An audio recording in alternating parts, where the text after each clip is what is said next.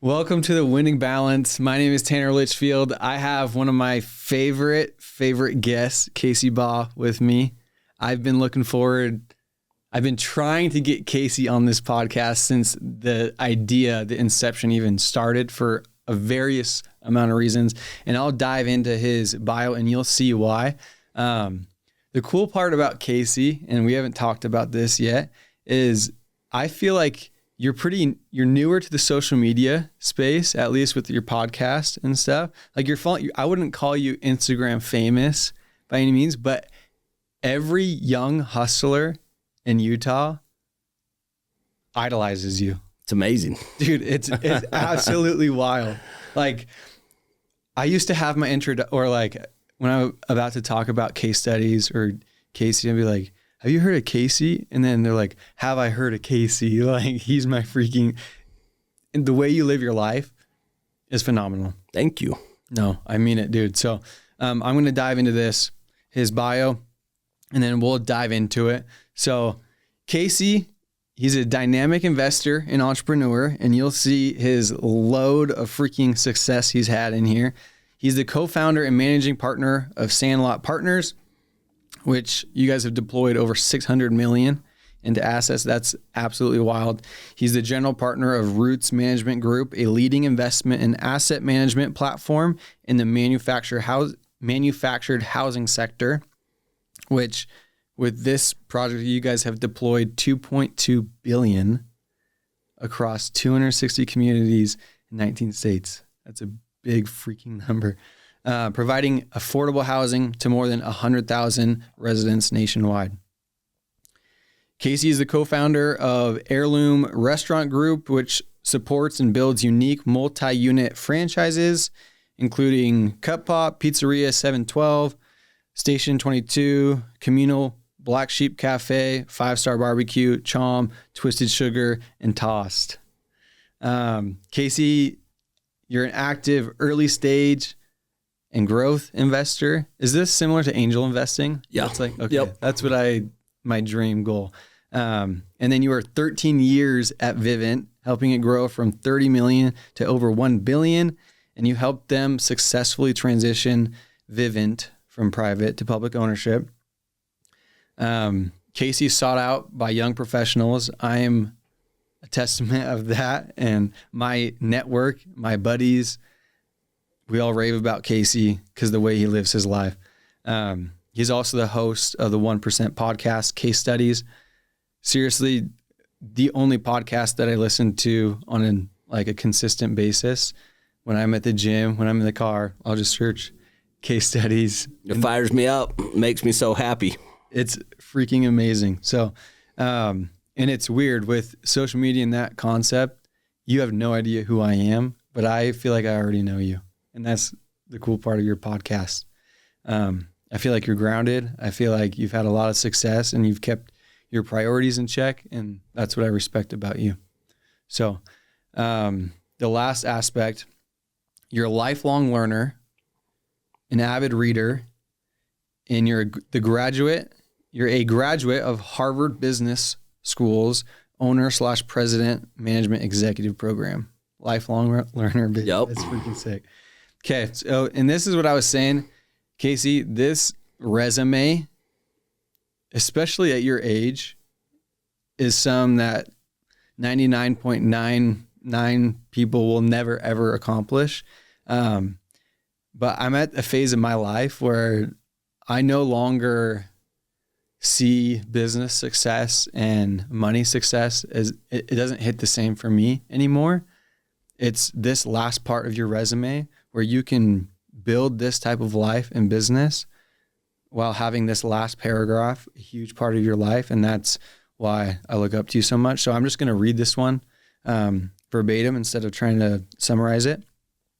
The Baughs are deeply committed to philanthropy, serving in their church, and supporting causes that make lasting impact in Utah and beyond.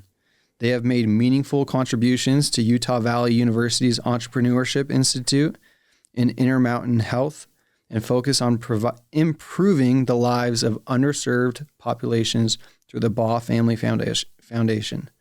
Casey enjoys golf, travel, daily fitness, and cooking on his Traeger grill. But above all, and this is the part, he loves anything that involves his incredible wife, Chelsea, and their 5 awesome kids.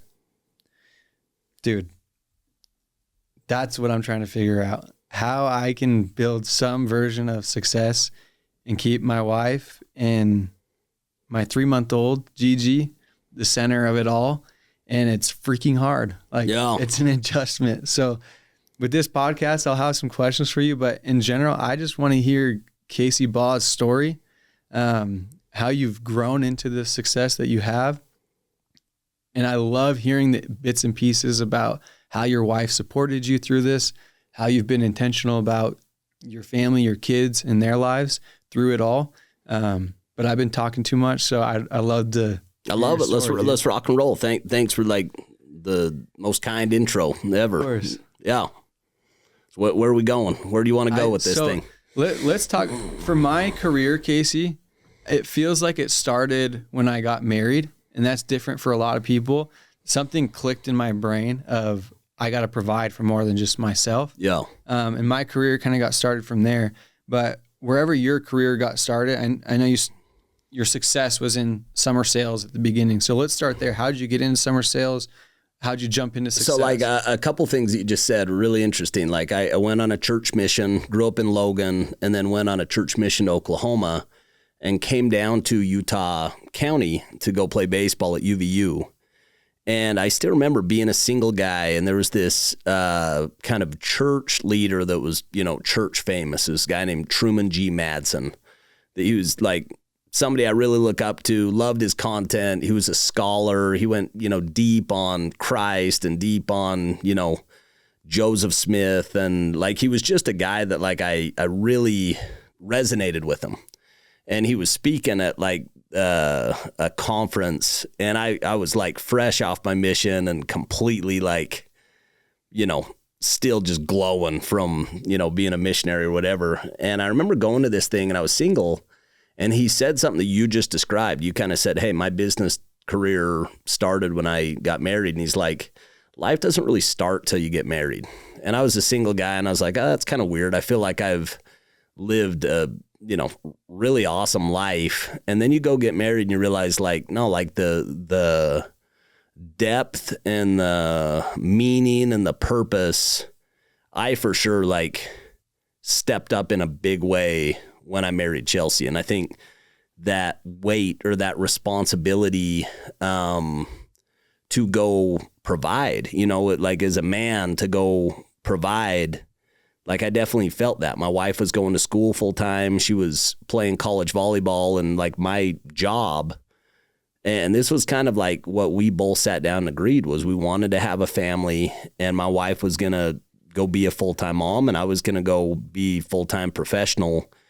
And we were both on board with that, but so that's kind of where the need comes up. Door-to-door sales was just a solution to a short-term problem. I didn't have any skills and I didn't have any money, and had a good friend, a guy named Doug Robinson, who's actually the CEO of Legacy Power now, but he was a guy I played high school sports with. He was this exceptional athlete, good buddy since I was 12 years old, 10 years old. And so I always knew that he was a really exceptional guy, but he wasn't better than me. We were he was a peer. He was somebody that I liked and looked up to and respected, but he wasn't, walking on water. And he had gone out and made $100,000 the year before doing sales. And so I had this reference point of I don't have a skill set that's worth $5,000. I literally can't get a job as a waiter. I'm fighting for these hourly jobs with, 100,000 kids in Utah County that are going to school. And he had gone out and made $100,000. And it was this combination of desperation, desire, with all of a sudden now getting engaged, and there's this need to provide, and I didn't have a solution. And that opportunity of going and knocking doors and kind of the promise of, hey, if you do well at this, you can go make a lot of money. That was kind of what got me into it. And so I never saw it as a career. I never saw it as anything long-term. I saw it as a short-term solution to a problem that ended up being my career. I was in, that industry for 18 years. And it ended up being such a blessing to me. Like I've got so many dear friends that took traditional roads in their careers, all the stuff that you hear about growing up, go be a doctor, go be a dentist, go be an accountant, all these kind of traditional roles that have traditional paths. And the blessing for me was I became financially independent really young. And I had a skill set of creating revenue and creating business for myself really young that served me for 20 plus years. When I look at like the success that I've had in business and, investing, so much of that came from getting a skill set that was really valuable young and putting it to work consistently over a long period of time. And my friends, have a different opportunity. My friends that are surgeons, they didn't get to actually monetize their skill set for 15 years. Yeah. Wow. You're going to undergrad, and then you're going to college, and then you're doing your, residency, and your with specialized training with debt and getting kids and a family. And you come out of there and, and then so many of these guys, you feel like, hey, I paid my dues. I want to go like enjoy some life at this point. So you go get a big lifestyle quick that is in line with your income, and you kind of handcuff yourself, and you know what I mean? And I just have so many friends that you kind of get into this trap of, I want a nice house, and I want a nice car, and I want to go on trips, and I want to, have a life that I want to go live. But you get a big enough lifestyle that it limits your options. And for some reason in my career, and it wasn't deliberate, it was completely by chance, I got into this industry where I made a lot of money every year that I was in it, early. And I was able to take the surplus when I still had a small lifestyle and go put it to work and then reinvest it and reinvest it and reinvest it. The other thing that I'd say is I had really amazing mentors. And again, like I think about the grace of God, and I just think about like life happening for you and not to you. And, some of this stuff, I talked to one of my mentors today. It was a guy named Alex Dunn. And this guy was just so influential in my life. He was, he recruited me to Vivint. He was the president of Vivint. He was, a big brother / dear friend for, still is to this day. Like anytime I need like really expert sage advice, I go to Alex, and he just never sugarcoats anything. I know he loves me, but he's really hard on me. It's probably a sign of showing his love. He's so great, and he always has been. But I had guys like him and guys like Todd Peterson and, these mentors that I could look to that were 10 and 15. There's one of my neighbors, a guy named Ty Mattingly, that they're these people that are 5 and 10. There's another guy, Dave Decker, who was one of my neighbors, that CEO of Nexio. Just phenomenal examples. 10 years, 15 years older than me, that had great families, that,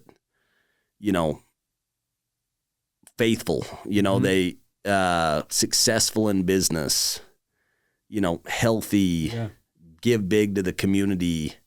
I just had these models of like, hey, this is what success looks like. And it was just such a blessing, That's amazing. And so, yeah, that was my path. Came down to Utah County, started selling, dropped out of school. And it really was kind of famous last words. Like you think about like these crossroads. I remember I had success my first summer, and I was about halfway through my second summer, and I transitioned from like just being a person that went out and sold, to a person that was managing people and leading people and selling. As a more expanded role, more of like a business owner. And I was also going to school full time. Yeah, UVU. And I was just having like this like turmoil where I'm sitting in like a biology class with 400 kids and I'm like, I am wasting my time. Like, and I felt this urgency. Like, I didn't think that door-to-door opportunity would be around very long. I felt like there was this window to go kind of make as much as I could make, and I didn't want to squander it. I wanted to like take advantage of it. So I remember just like famous last words. It was like, hey, I'm just going to take one semester off. I'll just take like this one semester off and I'll go all in on this opportunity. And I never went back. You know, that was the last, you know, semester I ever went in my undergrad. And it worked, had great success with that company, had great success the next year.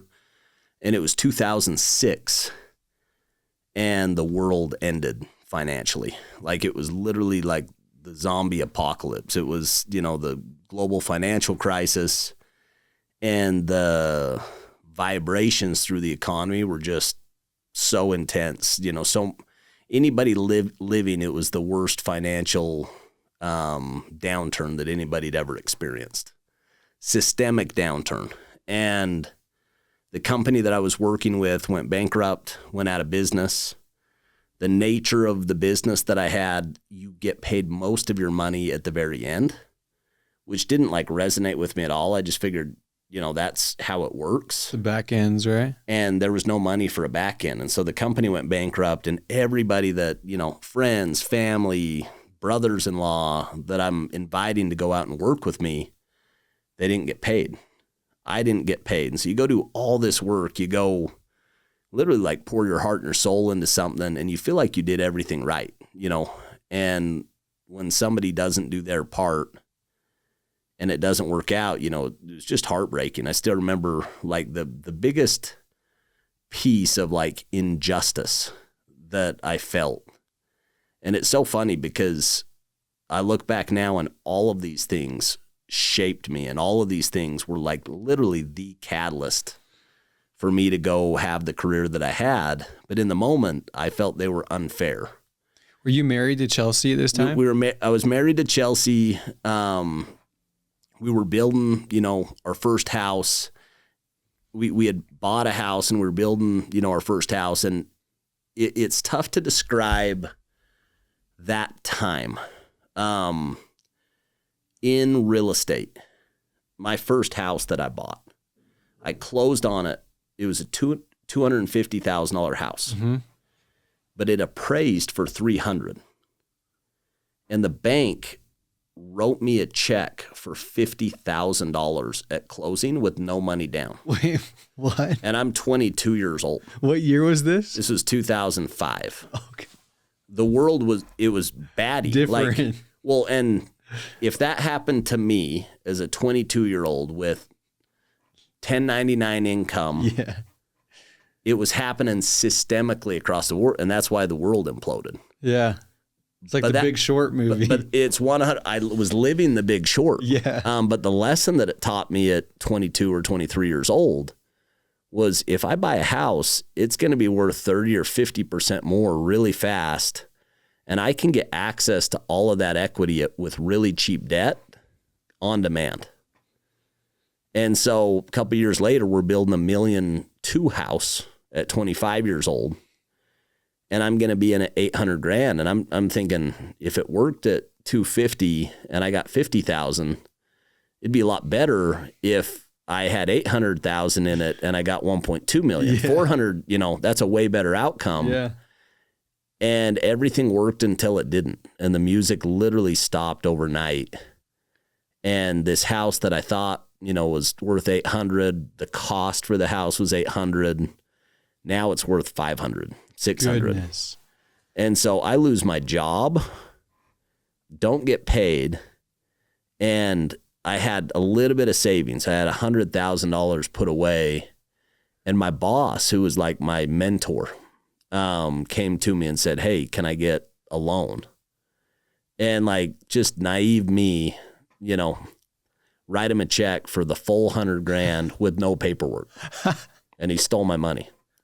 So like in the course of 2 to 3 months, lose my job, lose all of my savings for me and my wife. And like didn't even like think to ask my wife, hey, should we cut him a check it was just like, yeah, like I trust this guy implicitly. He'll for sure do what he says he's going to do. And he didn't. He stole my money. Dude, I'm sorry. And that is, well, so I'm like literally like, and I'm in a house that's $200,000 underwater. And I'm like, I'm the biggest idiot on earth. Like there is no one more dumb than me. Like, how did I get myself in this position? And it's not like there's jobs available. mm-hmm. Like all the white collar jobs, people are losing their jobs. Right now there's 2-3% unemployment. I think there's like 15% unemployment. Like the best jobs, finance jobs, lawyers, real estate agents, like everything kind of dried up. And so in this moment, I'm like, I just lost everything. Everybody's losing their job and I'm getting called by 10 different companies. And so it's like this weird paradox where the world's kind of ending and I've got 10 different competitors calling me, offering me money, telling me that I can have equity in the company, telling me they want me, and I'm like, everybody is losing their job. Why am I in like crazy demand? And the lesson that I learned was when you can create revenue, you write your own ticket. You always have a job.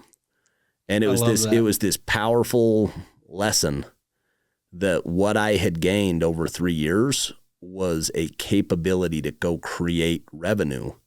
And if you have a capability to create revenue, you write your own ticket forever. And it was this liberating experience. I ended up choosing to go work with Todd and Alex at Vivint, and I made double in my first 7 months what I made my best year before because I worked with a better company and a better product. That's insane. In a time when every, max fear, max pessimism, and they were the best financial years we'd ever had. And we didn't stop. We had great years, 2007, 2008, 2009. And it was like this profound lesson to me that like, the weather doesn't determine your attitude. Amen. And like the economy doesn't determine, I should make my biggest returns in the worst economies because that's where there's the best deals. Mm-hmm. You know what I mean? When the sun is shining and, everything's going great, that's where everybody looks good. Yeah. And it's the reason I laugh when I shouldn't laugh. I've felt that in my life, but at a much lower level, less money involved. We did a flip in Seattle. That's where I'm from. Yep. And we put a lot of our own cash into it. In my bank account, we had like $500,000. To me at that time, it's a lot of money. A lot of money, especially for that phase of my life. Yeah. We netted like $380 on the project, but because we were using our own cash for the rehab, we had $500,000. I was trying to put it to work. I'm anxious about putting this to work. That's just how I am. I want to put it to work. And I made some dumb decisions. Like the first deal that I did with that money, I lost $180,000. Wow. And like that conversation with my wife, like here I am thinking I'm this solid investor. Things are going my way. I got some units. And then it felt like this was in beginning of 2022. So 2020, 2021, anyone and everyone's making money in real estate. For sure. You think you're smart. Yeah. You think you're smart. You think you're it. And then this massive shift happens and I had to rethink who I was. I had to rethink, is this my identity as an investor? Am I even smart in real estate?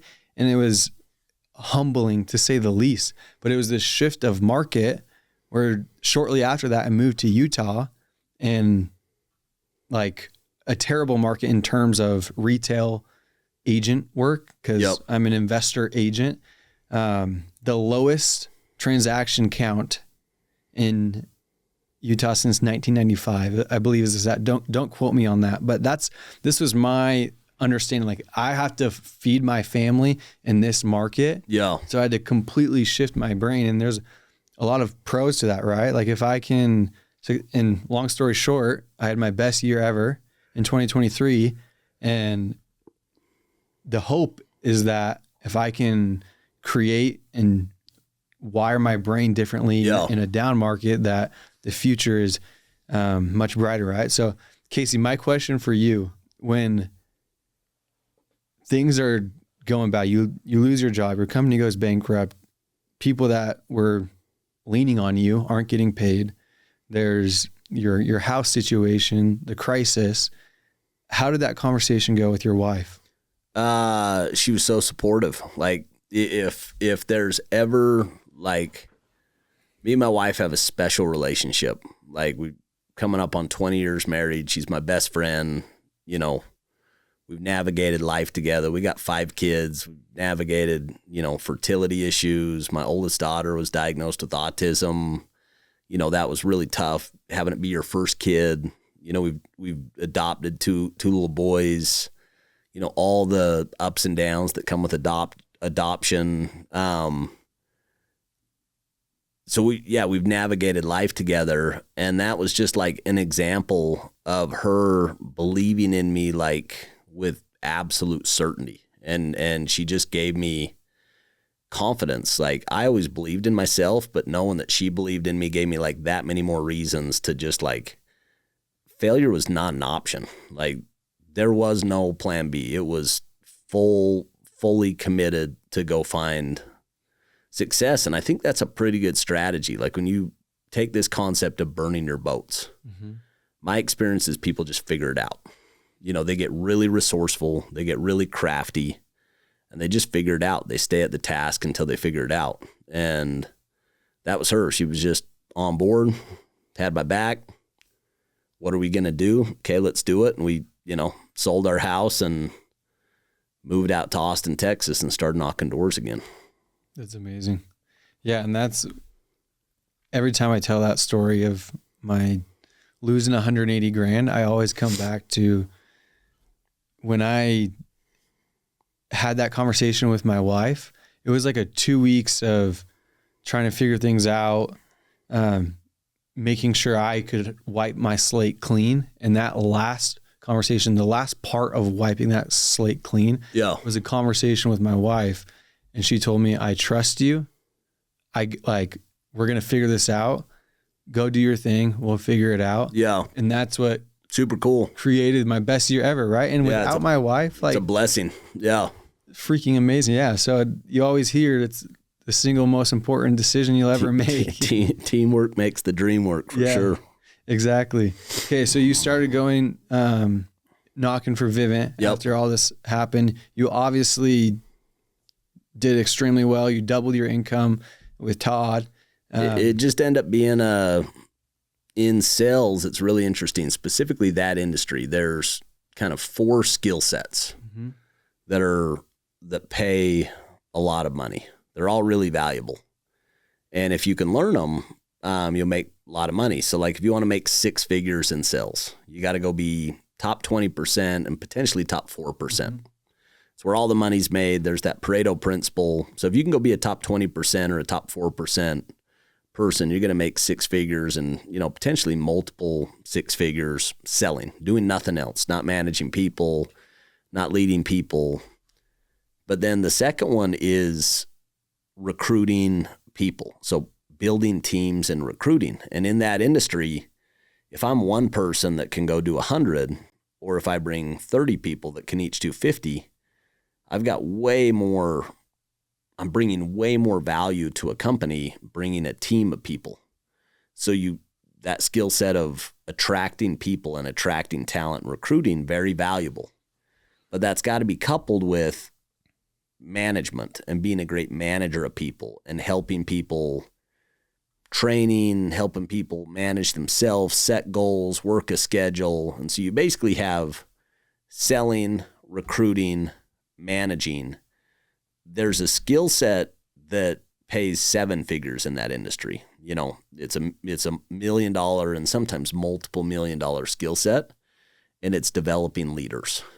So, like, if you can get really good at identifying who is that exceptional person and connecting with them and believing in them more than they believe in themselves, that's a 7-figure skill set. And so for me, for 16, 17, 18 years, I made over 6 figures in that industry because I got really good at developing leaders.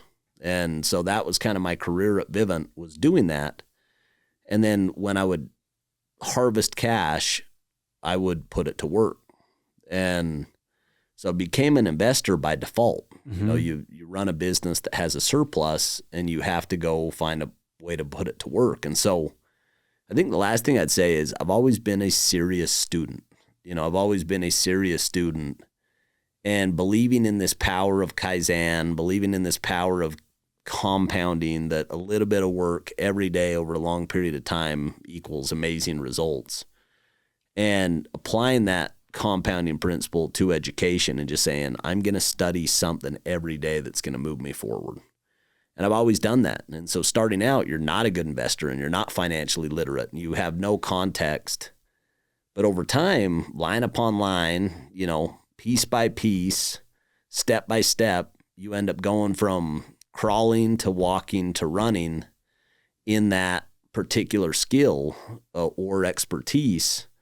And over time, you get good, you know, but there's just no way to cheat the law of the harvest. You're going to reap in proportion to what you sow. And so for me, I've always been like the biggest Stephen Covey fan.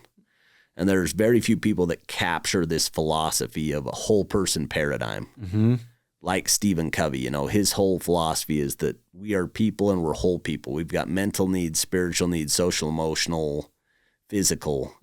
And if you don't have a programmatic law of the harvest, long-term plan for each one of those categories, you're going to end up seeing gaps or seeing, you know, fallout in your life. And so I've always, from a very, very early age, tried to address and have a plan for all of these categories in my life and then go work consistently to go execute that plan. And so for me, I've seen compounding success with business, like just my business acumen, my ability to understand different industries and different strategies and different management teams and different structures,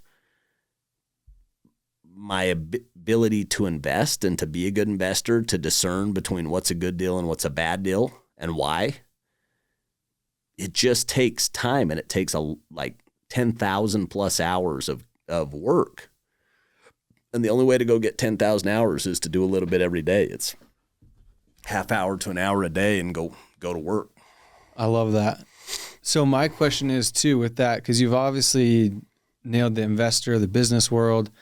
When it comes to you having a wife and 5 kids, are those similar structures that you're applying? 100%. I just see those as roles. You know, I see those as roles in my life that I got to have a plan for those roles as well. And it's never going to be balanced. It's always going to be out of whack. I love what you talk about with the seasons. Yeah. That's what I expound on that. There truly are seasons. There are seasons where it just requires more work. And there's other seasons where you get to coast a little bit and you get to enjoy the harvest, you know, and you take the spring and it's a lot of sowing and a lot of planting and a lot of optimism. You take the summer and it's just a lot of thankless work where you're working really hard, but you're not seeing the result. And then you got the fall, you got tremendous results, but you got to harvest. Like you have to take advantage of them. And if you do really good in the spring and summer and fall, then winter is like a time of celebration. If you cut corners in the spring or in the summer and the fall, winter is a time of mourning because you don't have the opportunity to harvest and it's cold and it's dreary and there's not days aren't as long. Yeah. And it's really hard in the winter if you haven't paid the price in the spring, summer, and fall. Do you have some specific examples of what you do in those specific roles? Like with me having a 3-month-old, yeah, I don't have any real life examples to go off of. So like what systems, what are ideas do you have to be more involved with this structure in your kid's life specifically? Yeah, so like me and my wife, she wakes me up at 5 a.m. today. We go to the temple. We've done that every month for 20 years of our marriage. Like this is just a part of what we do. We're the Baughs. Faith is important to us, and this is something that we do every month. we go to church on Sunday. It's Sunday morning. If I'm in Mexico, if I'm in Japan, if I'm in Paris, if I'm in New York, go get ready and we go to church. And it's because this is something we've decided, hey, this is who we are. This is like what we're about, and this is important to us. And it's the same thing. When I wake up, I go to the gym and work out because this is a big rock. This is something that's important to us. It's studying something inspiring. It's meditating. And then you go to like, what are those habits and rituals with your spouse that matter? And it's like we go on a date every single week. Intimacy is super important. With your kids, it's spend real time and spend time in the stuff that they're interested in. Not the stuff you're interested in, but the stuff they're interested in. So it's meeting them where they're at. And so for us, we plan blocks of time to go on family vacations, all have weekly goals. And some of it's just like go swimming with the boys or put the boys down, which they're the ones that, are 3 and 5 right now and need more help. So there is those times and seasons. I've got a 16-year-old and a 14-year-old that I need to be really proactive to spend any time with them because they're busy. For sure. So like this afternoon, I'm taking my daughter. She doesn't call it thrifting. She calls it going to the vintage store. And we're going to go buy like vintage shirts. And then we're going to go get her a cowboy hat because she wants a cowboy hat. And I'm like, for me, that's not my number 1, 2, 3, 4, or 5 thing that I would prefer to do with my day. Yeah. It's sunny outside. It's Utah. Riverside's open. Yes, I'll go golfing. But I'm not going golfing. I'm going to go with my daughter and go spend some real time with my 16-year-old because she's given me a window and saying, yeah, I'd be willing to go spend some time with you. And I'm a yes anytime she gives me that window. If she's open to me going and being with her and spending time, I'm prioritizing that over everything else. Business meetings, personal, because I don't get them that much. Where with the boys, it's every night, And yeah, so I think so much of it is you value, and this is a Clayton Christensen philosophy, you value where you spend your time, where you spend your money, and where you spend your emotional energy.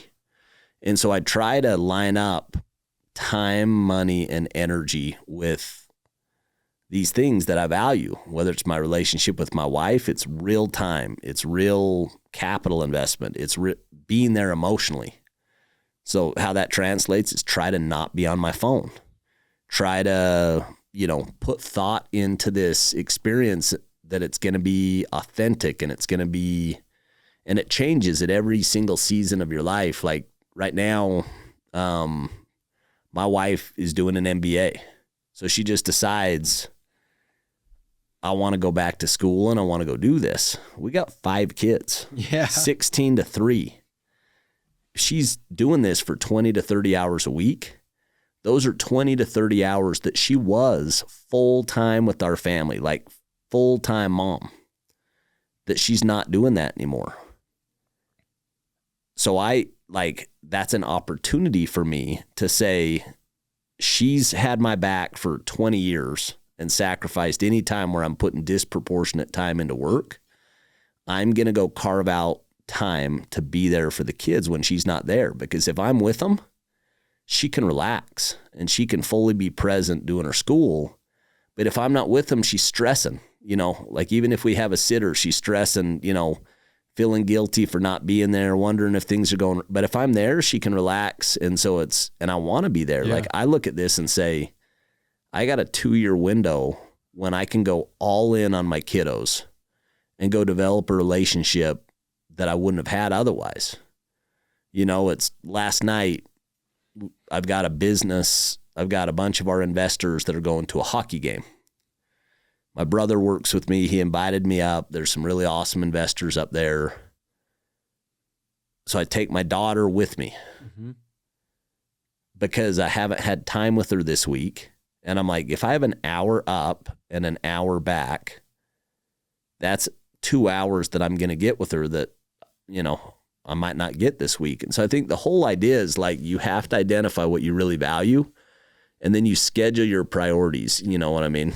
Yeah. And correct me if I'm wrong, and please clarify, if being raised in a more traditional household where it felt like my dad's almost sole purpose was provider. Yep. Right. And I think part of how my brain's wired now, I claim all the time that my family's my number one priority. Yep. Like, this is my priority. This is my priority. Business comes underneath them. But I've found myself tricking myself to know I am the provider. That's my role in this family. Do you feel like... But I don't think it's tricking yourself. Like, there's times and seasons where you got to go work 80 hours a week for years. For sure. Like, so it's not about balance. There's like, life is about extreme imbalance. Like that. When I go on vacation, it's extremely imbalanced. Very little work, almost all family time. There's windows in work where it's extremely imbalanced with work, where I'm not coming home and putting my kids down, where I'm not showing up for my wife. Like, there's just times and seasons that require more of you, and you have to give life what's required to go do the job. And so I think the point isn't about like this perfect pie where you split an equal amount of time to every different thing. Mm-hmm. It's about knowing what's important and making sure that you, at a minimum, you're putting the most important things in that category into your schedule. 20% of your activities will give you 80% of the results. Mm-hmm. And so it's very important for you as a leader, especially as you grow and as you get more busy and more successful, to identify what is that 20%. What are the big rocks? What are the things that if I did nothing else, what's the minimum standard? You know, that if I did nothing else, I did this thing, that I did the most important thing with the time that I had. And so, like, you know, my wife, she's got this really amazing life coach that she started working with like 3 or 4 years ago that's just been kind of transformational for her. And she, you know, my wife is a perfectionist. And so, like, if something's not perfect, if, you know, the kids, you know, we didn't get the exact right amount of the kids, or, you know, our date, you know, we didn't plan it perfect, or her workout, she didn't go get a full hour workout or full study, she'll feel guilty, you know, like I didn't give it everything. You know, she's like an excellence person. And she had this coach that like helped her reframe success. And so a lot of life and a lot of success is showing up and just doing your best.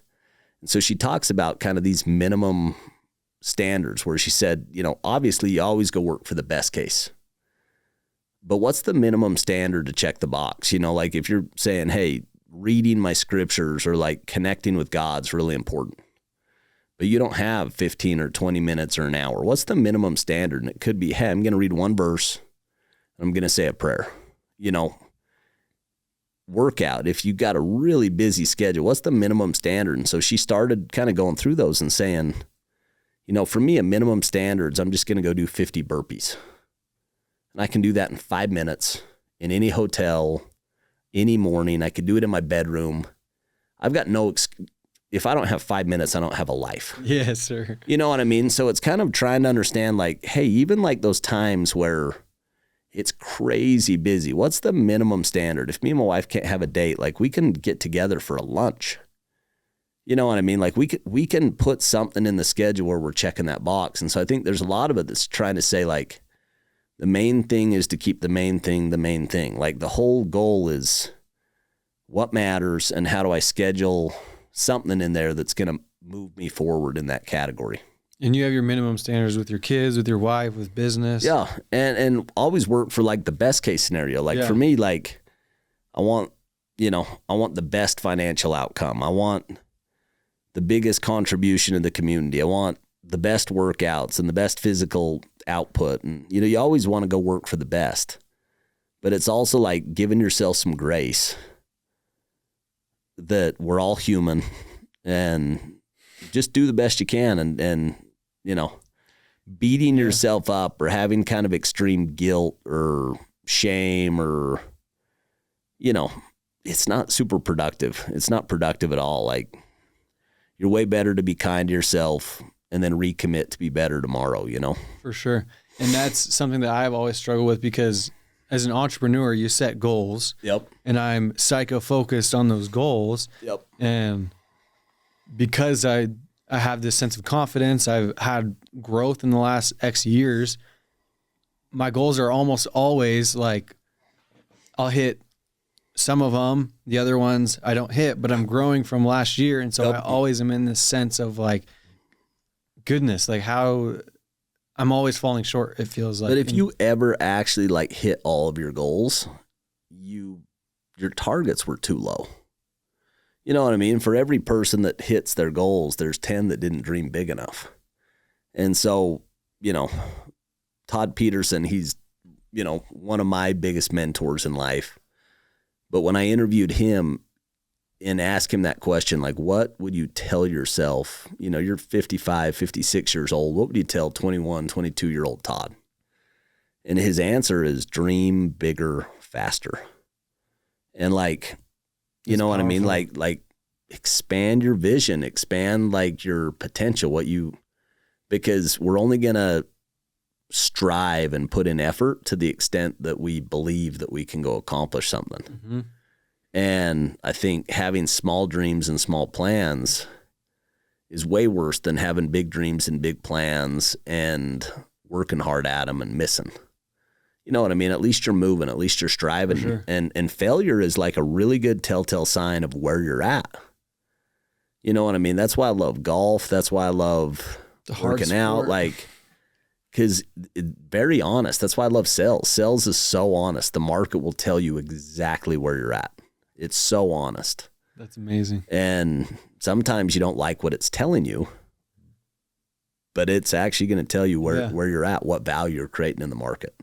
And that leads me to one of my questions. With this growth mindset that I've been working on, it's super tempting to take on more, right? Yep. But then you hear you have to get better at saying no to grow. Say no to grow. Yeah. And that's been racking my head around thinking bigger or taking on more opportunities versus stay in your lane, grow here. What are your thoughts on that? I don't think there's a right answer. I think sometimes the right move is to take on more. I think other times the right move is to say no to everything and go all in on one niche opportunity because it's like life-changingly big. You know what I mean? I think life is an art. It's not a science. And experimenting and trying a lot of things and failing fast and failing quick and killing ideas that just aren't working and riding the ones that are the winners or have potential. I think ultimately that's the entrepreneurial journey is if you can fail fast and fail cheap and fail quick and iterate until you go find that product market fit, until you go find that opportunity that it's like this perfect like sweet spot of like, I'm passionate about this opportunity. I'm good at it and the market will pay me for it. Like if you don't have those three things, it's going to be very tough to go make a career out of something. You could be really good at something. The market would love to pay you, but you just don't have any drive or passion. You're never going to be best in the world. You could be like, I could friggin' love golf and be the most passionate person ever. But if I don't have the skill, the market only pays the top percent of 1%. And so I could like literally dedicate my whole life to that business and never make money. And so it's understanding like, hey, where do I have passion? Where do I have unique skills that the market needs? And where is there a willingness to pay that matches those things? And when you find that, that's the sweet spot. That's amazing. I needed to hear that. Okay, a more specific question for you, Casey. I've listened, your podcast with Todd are so good. Like, yeah, I study those. Like both of them, I freaking love. There's so many gems in there. 100%. Seeing the relationship of you, mentee, mentor, and two people that I look up to tremendously. Yeah. It's just phenomenal. But in this most recent podcast with Todd, you guys talk about, and if you haven't listened to that, please go listen to both of them. Case studies on all platforms. Shout out, Casey. You mention living, or Todd specifically mentions living below your means in investing, right? Like this mentality of ignore the lifestyle inflation, which we talked about before, right? Yep. And that's something that I've tried to practice for a long time. But then there's this concept of growing and being in proximity to higher people. And this is like investing in myself has always been easy because I've seen a return. It's easy. But the concept, because you even mentioned this, like don't go buy the big house. But if you find a house in a neighborhood with people that will elevate you, like what are your thoughts on that? Because I've been racking my brain. I've done it twice. I bought a house that was outside of our range, and it changed my life. Like I moved into a neighborhood that everybody was 10 or 15 years older than me. It was a really nice neighborhood. I got a great deal on it, but it was still outside of my range. And that was a big time blessing. You know, the home that we're in right now, we bought Todd's old house and bought a $10 million home for $4.2 million. And we've loved that house. We've been there for 4 years. And so like, I'm not opposed, you know, to stretching yourself a little bit to go get into something that's inspiring. But I think, you know, it's an art. It goes back to like, ultimately, like you got to understand where you're at in that financial value creation curve. If I'm in a job that I'm making 80 grand or I'm making 100 grand and I'm never making more than that, and you go buy a house that has 120,000 of lifestyle, life's going to be pretty rough. For sure. If I'm an entrepreneur that I have, you know, a certain type of income, but I have the potential to 10x that income and I have a clear path to go do it, betting on yourself is never a bad idea. That's what you're doing as an entrepreneur. So I think Todd was the extreme. Like when I met Todd, he was my age. He was 40 years old, 39 years old. He'd had multiple big exits. He had a tremendous amount of money working in real estate and companies. And he was living in an apartment, like a duplex. Renting the rooms, right? Yeah, renting a room. Had a paid off truck, 10-year-old truck. His wife had a paid off Escalade. He lived that discipline of, I'm going to put off the gratification.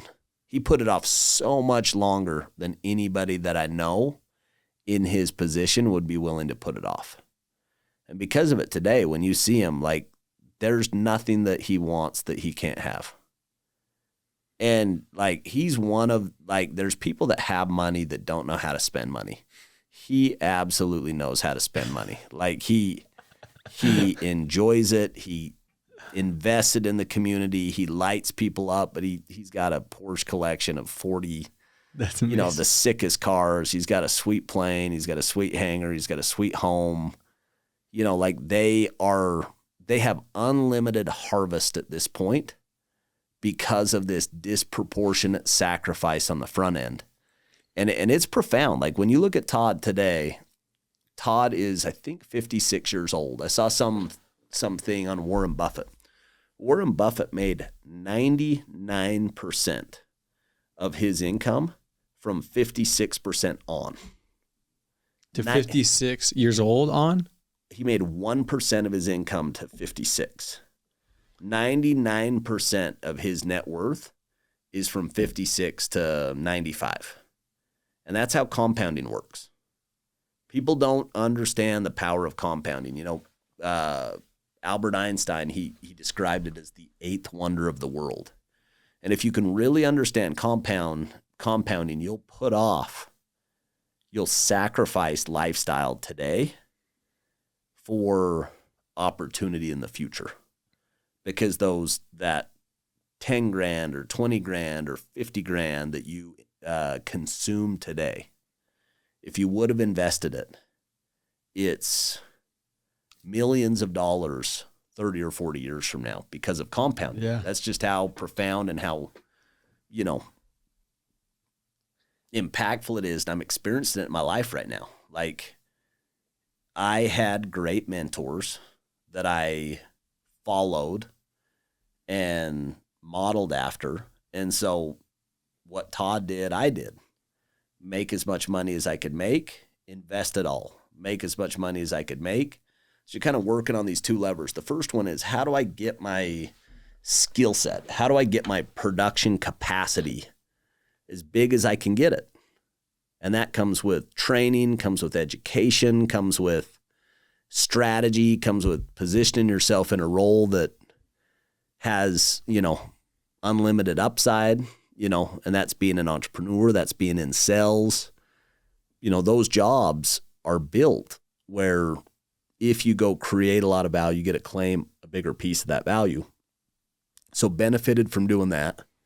But then the second one was, live beneath my means and invest the difference and work hard on becoming a good investor to be able to identify, hey, this is an opportunity.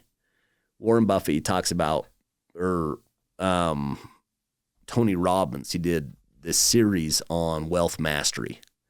And he has these 5 principles of wealth mastery that, I've personally adopted as kind of my framework for how to see the world. And he says, number 1 is just compounding. If you understand compounding, if you're long-term in your business, in your marriage, in your education, with your kids, you make completely different decisions than if you're transactional or short-term. So that's number 1. Number 2 is don't lose money. Rule number 1, don't lose money. Rule number 2, follow rule number 1. And all it takes is one time losing $170,000 to get really thorough on the underwriting really thorough on the downside risk. Like, all it takes is just getting your ass handed to you one time for you to say, I'm going to be way more careful next time. I'm going to measure twice and cut once. And I'm so grateful, like, with you bringing that up, I'm so grateful I'm learning these lessons at the age I did and am. Yep. Because I've felt myself adapt as an investor and now a family man, right? Like, you're way better now. Everything I do has changed. My perspective has changed. But it would have been nice if you could have learned that lesson and not lost that 170. Make you sick to think if that thing would have compounded for 40 years, what that would have turned into. 100%. But I was the same thing. I was making a lot of money from 22 to 24 and lost everything. But what I got was human life value and experience. And I've tried to monetize that experience. I've tried to say, I will not waste it. I will get the benefit from this experience in decision making. So number 3 is take asymmetric risk. If I'm going to risk $1, I want to be able to make $3 to $5. I don't want to risk $1 to make $1.20. Yeah. I want asymmetry. I want multiples on the upside. Number 4 is diversification. Ray Dalio, he says diversification is the only free lunch. If you can have 8 to 10 non-correlated assets. Tony talks about that too, right? You end up shielding yourself from the storms. If somebody is just in Bitcoin, they just had a whipsaw ride. They went from low to high and euphoric to low again. And that's going to be a coaster. But if you have a piece of your net worth in Bitcoin, you enjoy the highs and you ride the lows. And it's the same with real estate. Like, if you just had real estate, it was an epic run for 12 years. And the last couple of years have been tough. They've been hard years. If you're just in private equity, it's just there's seasons and there's cycles, and what does well in one season or cycle doesn't do as well in the other. If you're in private credit for a long time, you can't get a return. And right now you can get disproportionate returns. And so much of it is diversifying, being in multiple assets. And then the last one is tax efficiency. The entire game is how to pay less taxes. That there's a tax code. It's crazy complicated. It's built for the wealthy. It's built for business owners. It's built for investors. It punishes self-employed people. It punishes employees. And so, but you spending time to be a good student and getting a team around you, the proper accountants, the proper attorneys that can help you think through and strategize, not only how do I make the money, but how do I keep the money legally? Like there's legal deductions that are in the tax code, and it's your responsibility to learn the game and optimize. That's the challenge. And it's complicated. And so it's an entire job in and of itself. But those things are how I think about investing. So like when we're analyzing deals, it's always saying, okay, I want to be long-term. How am I going to lose money? You know, does this have enough upside to risk capital? What's my sizing? Am I too deep in this deal? Do I spread it out into more deals? And then lastly, what's the tax consequence? And when you factor all those in, you can make better decisions, you know, if you're looking at it through that lens. So let's rewind to what you know now, and you're talking to younger Casey. Yep. You talk about those 8 to 10 different asset allocations. Yep. Do you have an equation or like 10% here, 20% here, 80% here? Do you try to even them out? Like what's your play there? I'm disproportionate in alternative assets, super heavy in real estate, super heavy in private equity, private credit, have public equities, have, you know, stocks and bonds, but it's a smaller percentage. And I think, you know, Tony Robbins, he just wrote a book on this called The Holy Grail of Investing. And what they found was the wealthiest people in the world have a disproportionate amount of their assets in alternatives, you know, private equity, private credit, GP stakes, stuff that's not public equities. It's not owning index funds. And again, it's not saying that that's bad. It's saying you're never going to drive a disproportionate return being in the same stuff that the entire world is in. And do you feel like those, because the ultra wealthy are in those, from my perspective of ignorance, because they're ultra wealthy, right? Like, is there a world that you can act as the ultra wealthy and someone that's making less than 7 figures, right? Like, can you have access to those same opportunities? You have to be accredited. Okay. So that's the first one, is you have to be an accredited investor. And some of them, you got to be a qualified client or a qualified purchaser. Like our business, you know, we can't take investors that aren't qualified clients or qualified purchasers. Accredited for sure, but you know, we have a higher standard. So there's part of it that it kind of is rich get richer. But then there's other pieces of it that's like, it kind of doesn't matter what you invest in. What matters way more is the habit of investing. Mm-hmm. So like, if you just save some money and put it in a low fee index fund and you did nothing else, you're going to have a great financial outcome. You're going to be financially independent. For sure. If you just saved money and did rental properties and got good at it and did nothing else and had no diversification and I still think you can do fantastic. So part of it's like, you don't need to be perfect, but the habit of investing, the habit of increasing my earning potential and then saving more, not increasing my spending in proportion, and then taking the surplus and investing. Those habits done well, what I've found is I become a better investor as I invest, as I study it, as I spend time with it, as I hang out. And by you putting on that investor hat, you're just going to find yourself around other investors. You know, like I love hunting, so I end up talking to people about hunting. I love golf, and so I end up talking to people about golf. I love to Traeger, so I end up talking to people about like barbecue. You know, like you just attract people who are doing what you're doing or you're doing what they're doing. You're attracted to them. If you're an investor and you love saving and put money to work, you're just going to be drawn to other people who are doing the same and connect with them. So I think a lot of it's like once you're doing it, you're going to get better. You're going to learn from experience. You're going to make mistakes. But in 2025, there's no excuse. I mean, there's infinite, literally unlimited knowledge. There's a podcast on every subject. There's a book on every subject. There's ChatGPT. There's a world-class expert in any subject. If you can't get access to good information, you're being lazy. Yeah. All of us have it on our phone at our fingertips. So it's not about like resources. Like those resources are more available in 2025 than they ever have been in the history of the world. Like I was watching this thing with Trump, and like Trump or hate Trump, he's an entrepreneur. And I was watching this thing that he did with this gold card. He literally, him or his team or whoever it is, they realized that in the world, the U.S. is the best economy in the world. It is the best place to invest capital. It is the best place. Yeah, it's truly like a promised land. Like it is a light on a hill. And he's looking at that saying, people want to be here. Let's give them a way to be here. But you got to write a check for $5 million. And anybody can do it. We want the best of the best all over the world. But if somebody goes and writes this check for $5 million, they can get, residency with a path to citizenship.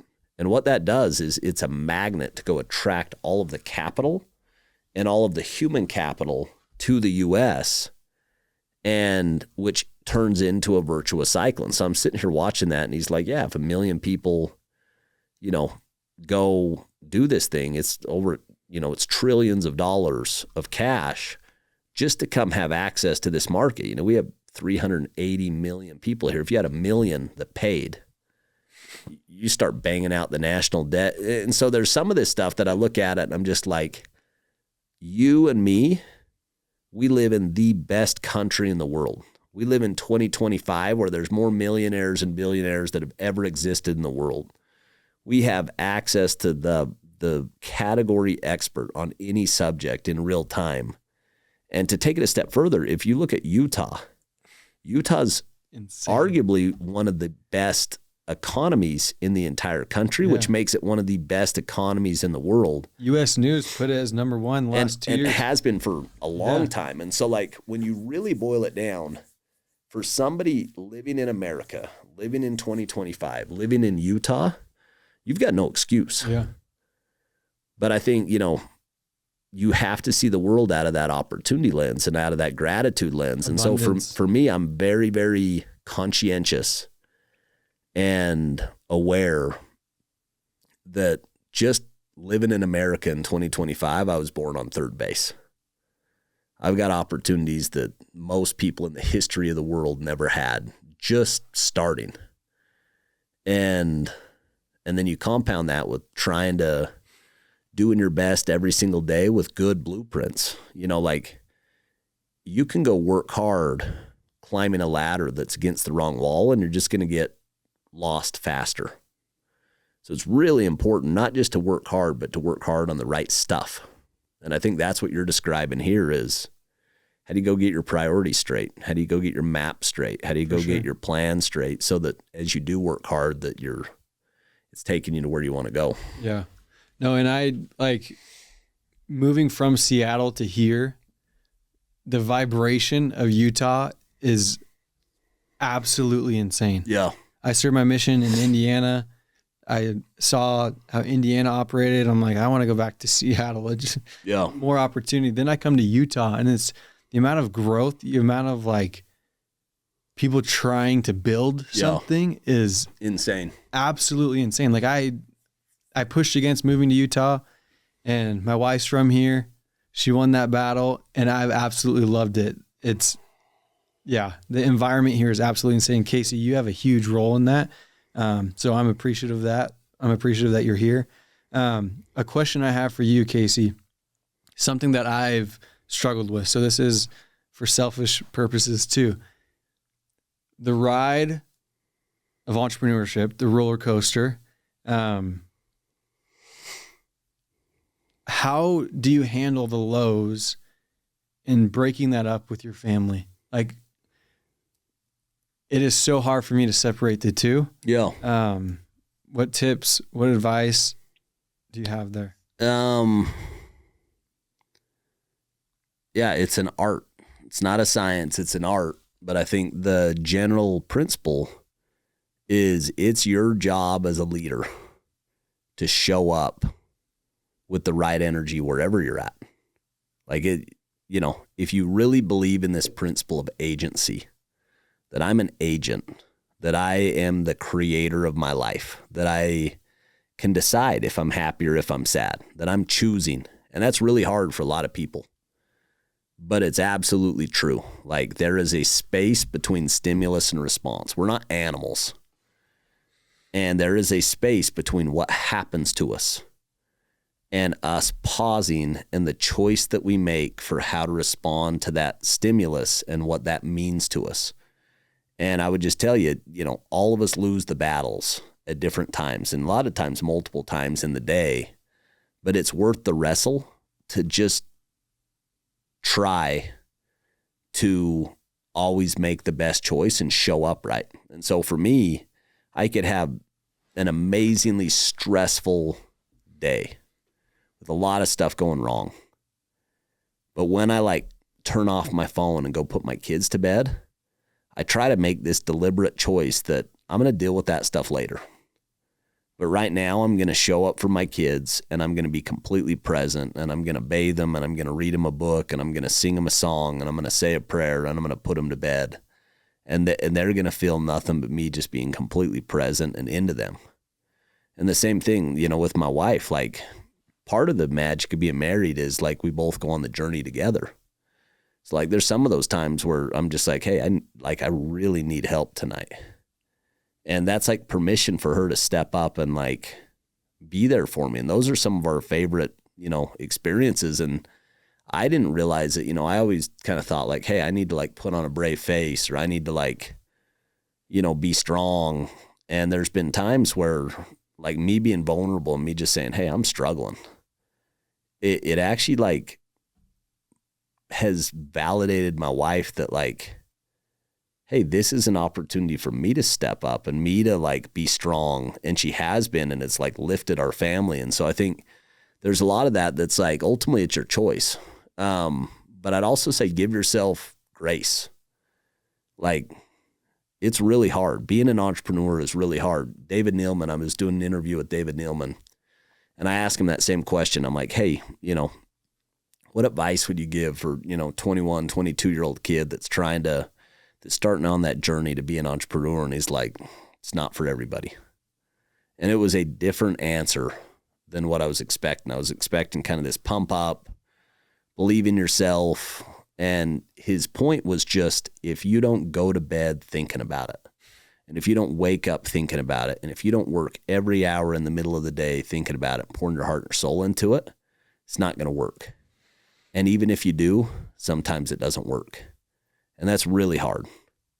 You know what I mean? And so understanding that like life is a contact sport and like life is dangerous and you could die. Like when you go into the arena, you sometimes get beat and you sometimes lose, but also understanding there's beauty in just doing your best and being in the arena. You know, there's that Franklin Roosevelt quote that I just think it's like so beautiful about being in the arena and putting yourself out there, and how there's people that will kind of laugh at you and who will, you know, call it out, you know, call out your losses.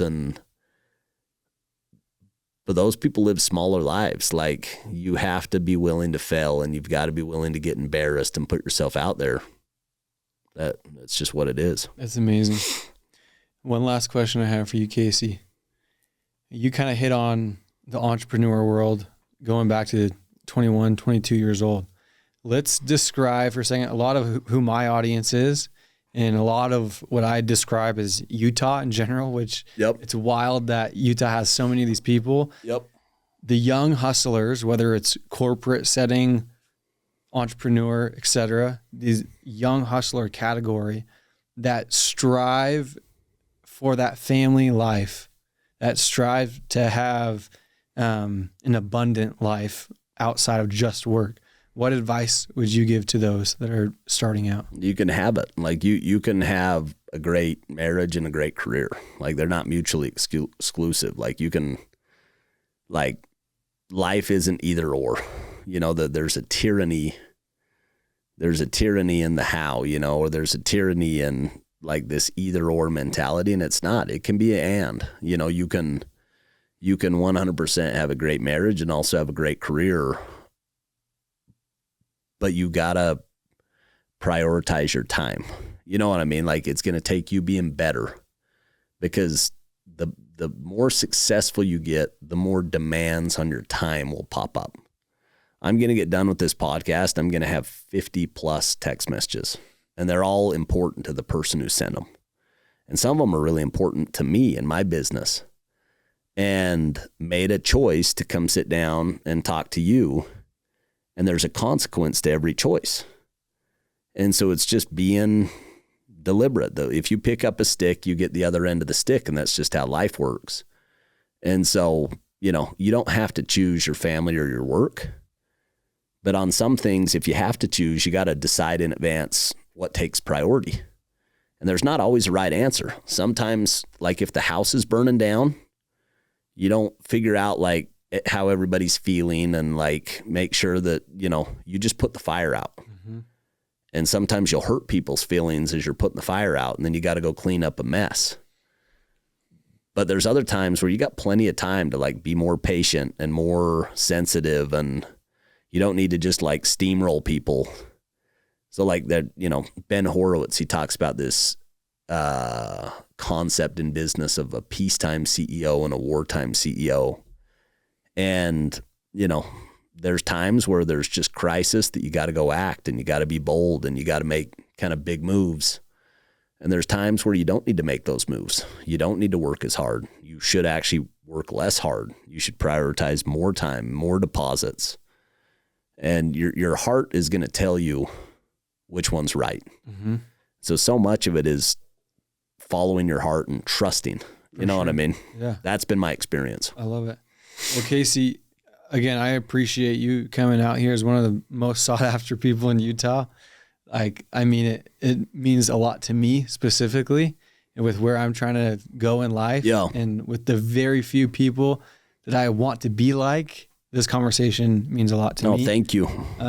And yeah, I know the audience will. And I'm cheering for you. I'm cheering for your journey. You know what I mean? Like it's fun to see people that are going for it. Of course. And there's just generations of people, and it's fun to like, I still feel like the young guy, and I'm 42, mm-hmm. but I still feel like I'm 22 and then 29 and then 35. And like, I'm going to blink and I'm going to be 52 or 62. And it's just, life has a way of like slipping by. And if you have like music to play, you better play it. If you've got a contribution to make, you better make it, because hoping for next year or next month, you know, life's just really fragile. I've had some dear friends that, you know, had spouses pass away recently. I had a really good buddy that got in a bad, you know, car crash that should have passed away that didn't. You just realize like life is fragile, and what'll change it, that there's two paradigms that really impact me. And one of them is like, when I'm at my funeral, what do I want people to say about me? What type of legacy do I want to live? And that, you know, getting really clear on that impacts decisions today. And a second one is like really digging in and thinking, you know, if I had 6 months to live, what would I say yes to and what would I say no to? Mm. And there's a lot of stuff that if you had 60 years to live, you would say yes to, but if you had 6 months, you'd cut it. And I think that's another healthy exercise on getting stuff out of your life. You know what I mean? For sure. Well, I'm excited to get the recording and take some notes brother. On me. Yeah, thanks for having me. Dude, of course. And then one last thing, Casey, you came here on your own accord, sacrificed your precious time. What can the audience do to help you? Support case studies. Of course. Leave a review. Sandlot Partners, if they have capital, where else can people help you? Like I don't need anything from anybody, you know, like I am grateful. Utah County is like our home. I was with my buddy and he was just in Southern California. And he's just like, I love Southern California. He's like, if you could live anywhere in the world, where would you live? I'm like, I'd live right where I live. Like, I love where I live. I love traveling to other parts of the world. But as far as home, I love it here. And so like we feel nothing but a abundance of friendships, abundance of, like we 100% experience tremendous abundance. And so I don't have any specific asks. My focus is more external. It's like, how can I help? How can I create value? And how can I be the one that's putting more into the pot or giving more that I'm taking? And I think, you know, that recipe has served me really well in my life. And we receive plenty. Like we receive way more than we should. So thank you though for thinking of me. You've done that for me, so I appreciate it. All right, stud. Thank you.